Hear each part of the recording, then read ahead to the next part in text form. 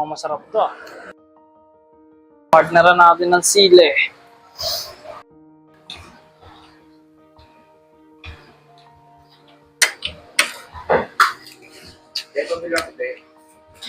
Kain-kain din ang masasarap na pagkain. Bigla po sa akin.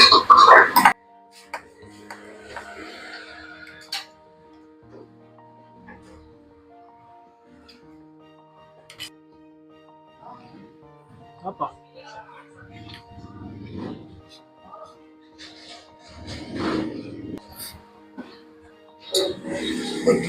Uy, Pre, huwag mo na yan. buka. Kantaw!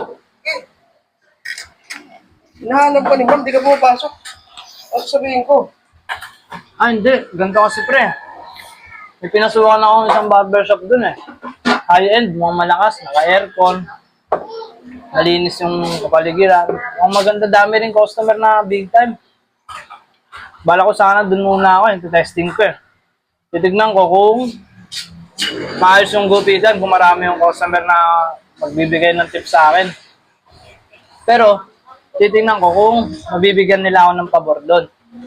Pag di nila nasunod yung pabor ko, aalis din ako agad pre.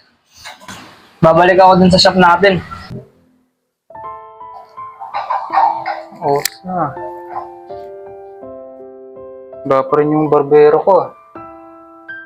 Alam naman niya bago tong barbershop ko eh. Wala pa rin siya. Bigyan ko naman na siya ng oras para kahit anong oras siya pumasok. Dami nang lumagpas na customer eh. Alam niya naman siya lang yung inaasahan ko dito eh. Paano yung pre? Anong gagawin mo doon? Ibig sabihin, testingin mo muna doon kung okay doon. Oo pre, testingin ko muna. Pagkatapos, kung hindi mo maging okay, kung hindi papabor sa'yo yung gusto mo, alis babalik ka sa amin. Oo, babalik agad ako sa inyo pre. Sabihin mo muna kay ma'am na umalis ako kunwari. Ayun na sabihin mo. Sarap na pagkain. Tara na pre! Tara. Ito yung magkano pala yung sa akin? Ito tayo.